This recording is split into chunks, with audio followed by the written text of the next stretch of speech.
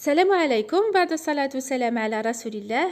أهلا مرحبا بكم في فيديو جديد على قناتي وصفات أمي الغالية. نتمنى تكونوا بخير وبصحة جيدة. فيديو اليوم إن شاء الله راح يكون مميز مختلف، فيديو مشترك مع قناة أم رشيد.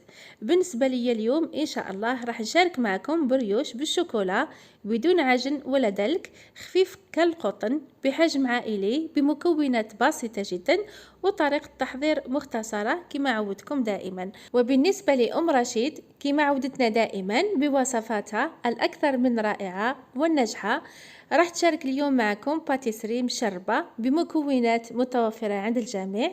طريقة التحضير سهلة جدا والنتيجة كما راكم تشوفوا ولا أروع. وإذا حبيتوا تتعرفوا على أم رشيد، تتعرفوا على الوصفة نتاعها، ننصحكم تزوروا قناتها لأنه فعلا قناتها رائعة جدا ووصفاتها أكثر من رائعة. راح نخلي لكم رابط قناتها في أول تعليق مثبت وأسفل في صندوق الوصف. إذن على بركة الله نبداو في الوصفة نتاعنا. إذن كما راكم تشوفون نحتاجو 2 كيسان حليب دافي ماشي سخون بزاف. قياس الكاس المستعمل في هذا الوصفة 220 مليلتر، وتقدروا ديروا أي قياس متوفر عندكم، مثلا تقدروا ديروا حتى قياس 240 مليلتر. نزيدوا ملعقة كبيرة معمرة مليح خميرة الخبز، ونزيدوا 5 ملاعق كبيرة سكر حبيبات. السكر كما نقولكم دائما على حسب الذوق، ممكن تزيدوا وممكن تنقصوا. اذا نخلطوا المكونات كلهم مع بعضهم حتى يذوب السكر مع الخميره، ونزيدوا كاس نتاع الفارينه ونكمل نخلط بنفس الطريقه حتى نتخلصوا من التكتلات تاع الفارينه. هنا راح نزيدوا 3 ملاعق كبيره تاع الزيت ونكمل نخلط بنفس الطريقه، ونغطي الغيسيبيون تاعي، نخلي الخميره تتفاعل مع باقي المكونات. اذا كما راكم تشوفوا البنات، الخميره من بعد ما تفاعلت مع باقي المكونات راح نزيدوا ملعقه كبيره زبده ذايبه وبارده ما يعادل 50 غرام. نزيدوا حبه بيض، نزيدوا ملعقه صغيره فانيليا، واذا تحبوا مبشور ليمون تقدروا تزيدوا مبشور ليمون. راح نزيدوا نصف كيس خميرة الحلوى ما يعادل 5 غرام. خميرة الحلوى دائما نعتبروها كمحسن للمعجنات. ونكمل نخلط المكونات جيدا. من بعد ما خلطنا المكونات كلهم مع بعضهم نبدأ نزيد الفارينة. نزيدوا الكاس الأول، نزيدوا نصف ملعقة كبيرة تاع الملح دائما يبقى على حسب الذوق، ونزيدوا الكاس الثاني، الكاس الثالث والكاس الرابع، ونبدأ نجمع العجينة تاعي حتى نزيدوا الكاس الخامس تاع الفارينة. بالنسبة للمبتدئات ننصحكم دائما الكاس الخامس تاع الفارينة راح تزيدوه تدريجيا، يعني راح تزيدوه غير بشوية حتى تجمعوا العجينة تاعكم وتتحصلوا على عجينة طرية تتلاصق شوية ماشي بزاف. كما نقولكم دائما باش تنجحوا في المعجنات نتاعكم العجينه لازم ديروها طريه. كل ما ديروا العجينه تاعكم طريه البريوش راح يجيكم بزاف خفيف رطب ومقطن. بالنسبه لي هذه العجينه خذت لي 5 كيسان تاع الفارينه بالضبط، على حسب نوعيه الفارينه اللي تخدموا بها، ممكن تاخذ لكم اكثر او اقل. كما راكم تشوفوا البنات، من بعد ما جمعت العجينه تاعي بدون عجن وبدون دلك وبدون اي مجهود كما عودتكم دائما، نحطوها في الغيسيبيون، نغلفها بورق الشفاف الغذائي، نزيد نغطيها بمنديل، نحطها في مكان دافي ونخليها حتى تخمر ويتضاعف الحجم تاعها. العجينه تاعكم لازم تحطوها في مكان دافي باش تخمر وتعطيكم نتيجه مليحه. هاليكم العجينه تاعنا ما شاء الله من بعد ما خمرت وتضاعف الحجم تاعها كما راكم تشوفوا تتلاصق في اليدين. راح نعاون روحي بشويه نتاع الفارينه ولا الزيت، نحطوها فوق طاوله العمل ونبدا نخرج منها الهواء بهذه الطريقه. كما راكم تشوفوا العجينه تاعنا ما شاء الله بزاف هايله. نبدا نقسم العجينه تاعي الى كويرات. بالنسبه لي راح نقسمها الى 8 كويرات كما عودتكم دائما بدون ما نستعملوا الميزان، لانه كاين بزاف اخوات ما عندهمش الميزان. العجينه تاعنا نقسمها كامل الى 8 كويرات، بهذه الطريقه راح تحصلوا على كويرات بوزن واحد. نبدا نكور العجينه تاعي بهذه الطريقه حتى نكمل كامل الكميه. اذا كما راكم تشوفوا البنات العجينه تاعنا من بعد ما قسمتها كورتها راح نغطيها بالورق الشفاف الغذائي، زيد نغطيها بمنديل باش ما تنشفش العجينه.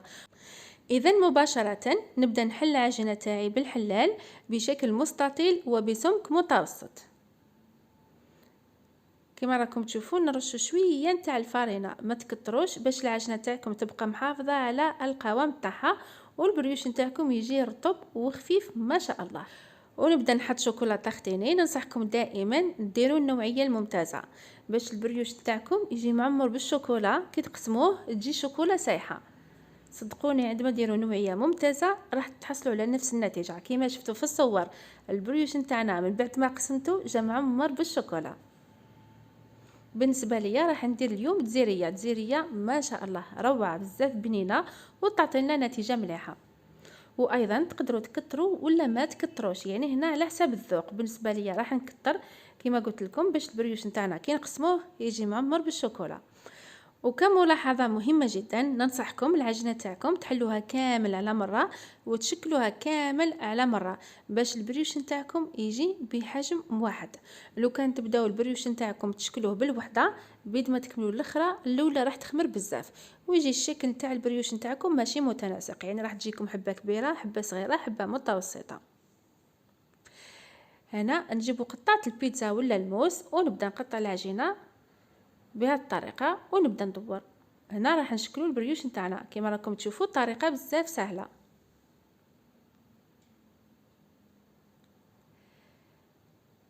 هنا كي تدوروا ما تزيروش بزاف على العجينه تاعكم باش تاخذ راحتها في الاختمار وتعطينا نتيجه مليحه. هنا راح نكمل بنفس الطريقه كامل الكميه تاع العجين كما قلت لكم. راح نحل العجينه تاعي كامل على مره ونشكلها على مره بهذه الطريقه كما راكم تشوفوا. طريقه بزاف سهله. راح نحضروا بريوش بمكونات بسيطه جدا متوفره ان شاء الله عند الجميع. طريقه مختصره كما عودتكم دائما بدون عجن وبدون دلك. والبريوش من الوصفات المطلوبه بكثره عندي في القناه. وهذا الوصفة مناسبة جدا لأصحاب المشاريع، يعني الأخوات اللي يديروا الوصفات نتاعي كمشروع. هذا الوصفة أيضا مناسبة جدا ديروها كمشروع، سهلة سريعة جدا في التحضير، ما تاخذش كامل منكم الوقت، مكونات بسيطة والعجين تاعنا يخمر بكل سهولة. وهنا التشكيل تشكلوا البريوش نتاعكم كيما تحبوا بنفس الطريقة أو بطريقة مختلفة.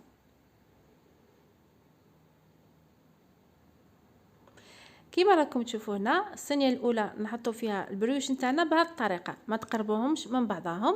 نغطيه بمنديل ونخليه حتى يخمر ويتضاعف الحجم تاعو.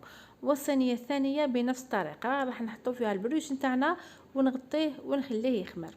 هنا من بعد ما خمر عندنا صفار بيضاء مع نصف ملعقه كبيره تاع الحليب، نخلطو مليح ونبدا ندهن البريوش نتاعنا. بالنسبه للاخوات اللي ما يحبوش البيض تقدروا تدهنوه بالحليب ولا بالماء. اما الاخوات اللي ما يحبوش ريحه البيض تقدروا تزيدوا فيه قطرات من الخل ولا نصف ملعقه صغيره نسكافيه. ندهنوا البريوش نتاعنا بالبيض ونزيدوا نزينوه بالججلان او السمسم. وطبعا في هذه اللحظات الفرن تاعي سخون سخنته مسبقا، راح نطيبوه في 200 درجه ومده طي تقريبا 20 دقيقه.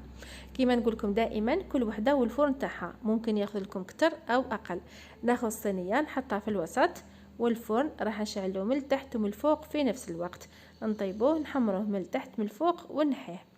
بالنسبه للاخوات اللي الفرن تاعهم يشعل من الاسفل فقط، الصينيه تحطوها في الوسط والفرن راح تشعلوا له من الاسفل وتطيبوه عادي. من بعد راح تزيدوا تشعلوا له من الفوق وتحمروه. هنا ناخذ الصينيه تاعي نحطها في الفرن نطيبوا البلوش نتاعنا ونشوفوه في الشكل النهائي فيما بعد ان شاء الله. هاوليكم بريوش نتاعنا من بعد ما طيبته تحمرته من التحت من الفوق على الجوانب كما راكم تشوفوا جا ما شاء الله. من بعد ما نحيه من الفرن مباشرة وهو سخون نغطيه بمنديل ونخليه مدة 5 دقائق باش ترجع ليه هذيك الحرارة ويبقى محافظ على الرطوبة نتاعو. اذا كما راكم تشوفوا جا ما شاء الله يجي بزاف رطب خفيف مقطن واكيد بنين بزاف. تقدموه مع قهوة الصباح قهوة العصر. نتمنى ان شاء الله الوصفة تاع نهار اليوم تنال اعجابكم وننصحكم تجربوه لانه فعلا وصفة تستحق التجربة. اكيد اذا عجبكم الفيديو ما تنساونيش باللايكات وبارطاجيو مع لي زامي تاعكم للاستفادة. واللي مازال ما اشتركش في قناتنا ندعوكم للاشتراك وضغط على الجرس حتى يوصلكم إن شاء الله كل جديد من وصفاتي الاقتصادية والسهلة والسريعة. ونشكركم بزاف على حسن المتابعة وتعليقاتكم الجميلة والرائعة والطيبة، ونشكركم أيضا على تطبيقاتكم اللي توصلني دائما في الخاص، تطبيقات ولا أروع ما شاء الله. الله يحفظكم ويسعدكم يا رب، واذكروا الله وصلوا على النبي عليه الصلاة والسلام. انتظروا في رواحتكم، في أمان الله.